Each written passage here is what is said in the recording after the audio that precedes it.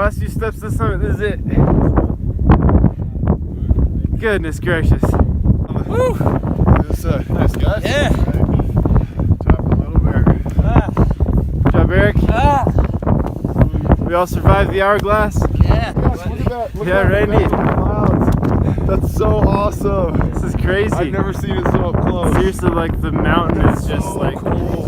peeing That's clouds. like a textbook example of that leeward. Oh my god.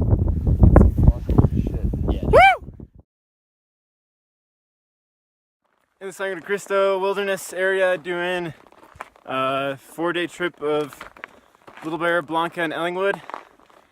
Got some super pretty views, and it's Eric up there, friend Eric Hanley, and yeah, we're hiking up to base camp right now. It's like 5.5 miles in, setting up a base camp and just climbing each of the peaks and just coming back each time. So doing the hardest one, Little Bear, tomorrow.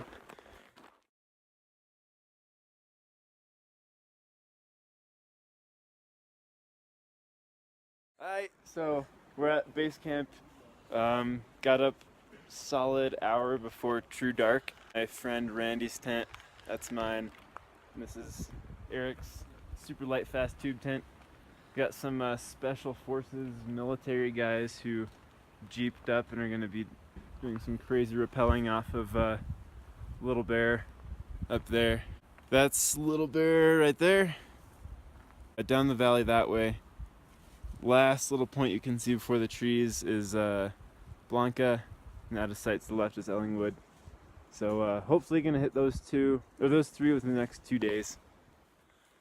So we got a 5 a.m. start roughly, which is a little bit later than we initially planned, but no worries. That probably is better because we're going to get to the hourglass, which is the hardest part, around 1.5 plus after sunrise. So stoked about that. That means it'll be dry and safe rather than have any morning condensation on it. These are Randy and Eric behind me, and my friend Man of the Moon up there. The big military group is far ahead of us, of course. Cheers.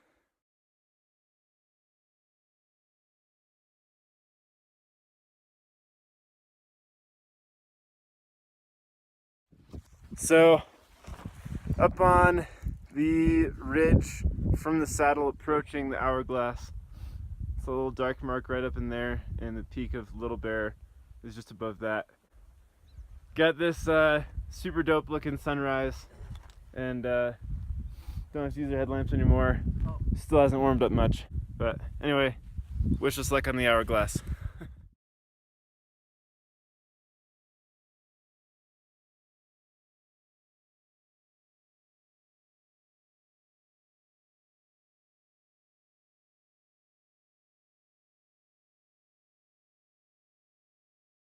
So this is the hourglass. This is the infamous approach to the summit that I've been reading about for like 3 years, and it's a shooting gallery, so we're gonna be super careful about loose rock, and the slabs are very smooth, so there's not a whole lot of places to catch yourself if you're to slip. So gonna go super slow and steady, climbing helmets on, climbing shoes on. Good edging, good toe work, and if anything comes loose, we yell rock like bloody murder and everyone gets out of the way. Slow and steady. Got some wet rock to our right, so we're hanging left. And everyone wearing helmets, everyone edging real good. So we reached the rope and bypassed a lot of the ice out of the hourglass safely. Whew. And yeah, not quite yet. We're still in the gradual exit, and then we still have to down climb that friggin' thing. It's really not warm at all, and looks like there's gonna be some pretty severe winds at the summit based on how fast those clouds are moving. Last few steps to the summit, this is it. Goodness gracious. That's some terrible visibility. Lord have mercy on the soul of whoever the heck is doing the traverse today. Yeah, that's frosty rock. Gosh. Yeah, and there's like frost and ice on those rocks. That's janky. Woo! Look at that, right on the. Woo! This nice guys. Yeah. Top of Little Bear. Good job, Eric. Ah. We all survived the hourglass. Yeah. Fuck you, hourglass. God. Fuck you. Oh my gosh, look at that. Look Yeah, at that Randy. clouds. That's so awesome. This is crazy. I've never seen it so up close. Seriously, like the mountain is just So like cool. peeing That's clouds. like a textbook example of that leeward. Oh my gosh. Anyway, this is the crazy ridge. Whoa. Head down. This is the crazy ridge that all the military guys are coming up. And as you just saw, some friggin' slippery rock, so no traverse today.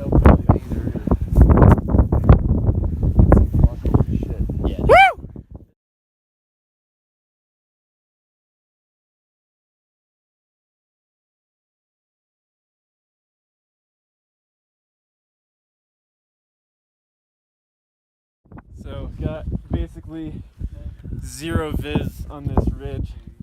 It's just nuts. There's two people I think down there not climbing it, just looking around. I really hope they come back because there's a lot of ice on these rocks too. You can't really see it, but there's just frost all over them. So hopefully no one's doing the traverse today, because in good weather this is like one of the hardest, if not the hardest traverse in the state.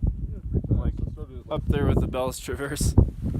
Time to head down because it's freaking cold, and got guys up here in like shorts who are like shivering. It's not getting any warmer, so.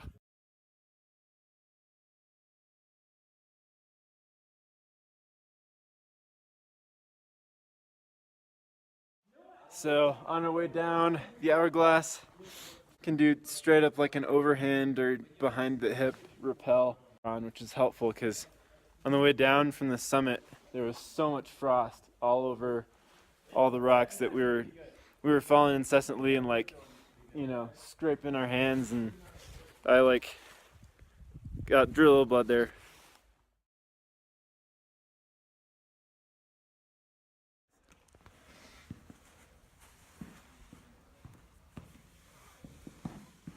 Hell yeah. It's a lot of friction. I bet it is.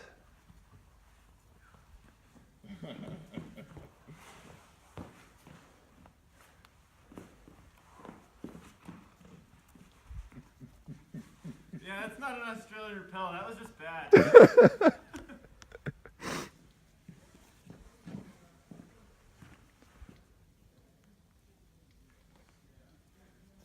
It's probably pretty hot.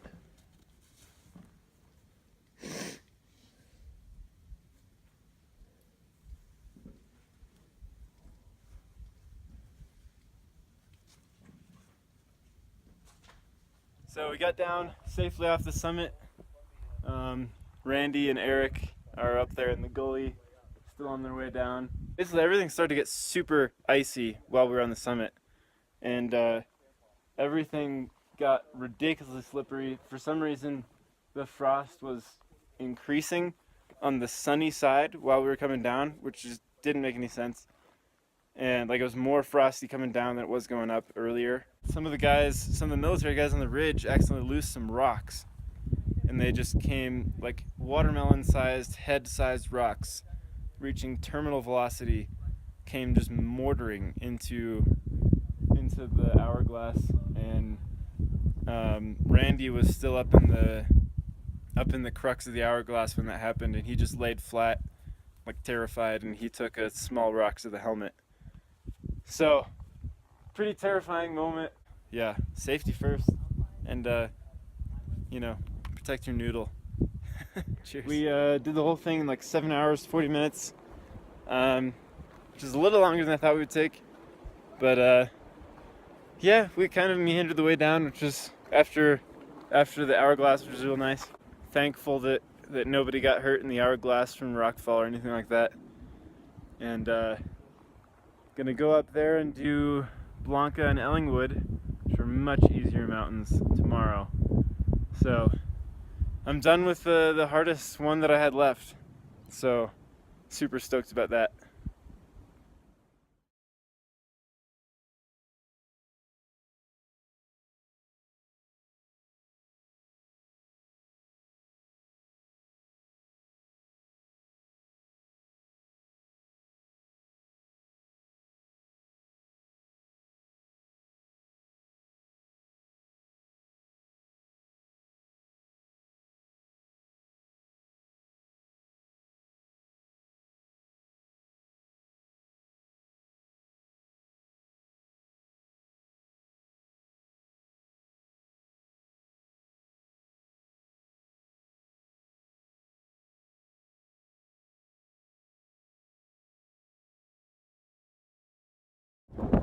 is day 3.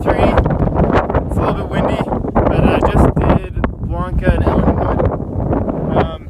Blanca's up that way. It's like I think it's like the highest, it's the 4th highest in the state, something like that. Ellingwood is up that way. It's just a little bit more technical scrambling, and then that's a little bit that we did yesterday. But yeah, it was freezing this morning going up Blanca. There was snow, hail coming down. It was probably 20 degrees before wind chill up on the ridge, and so I was wearing every layer I had, and I was still cold and exerting. But got up to the summit, and that was my 40th. Woo! And then went down. Took a couple hours to get back down, and then do Ellingwood. Sweet, super successful trip. Went exactly as planned. Everyone's been safe and got 3 summits. Cheers!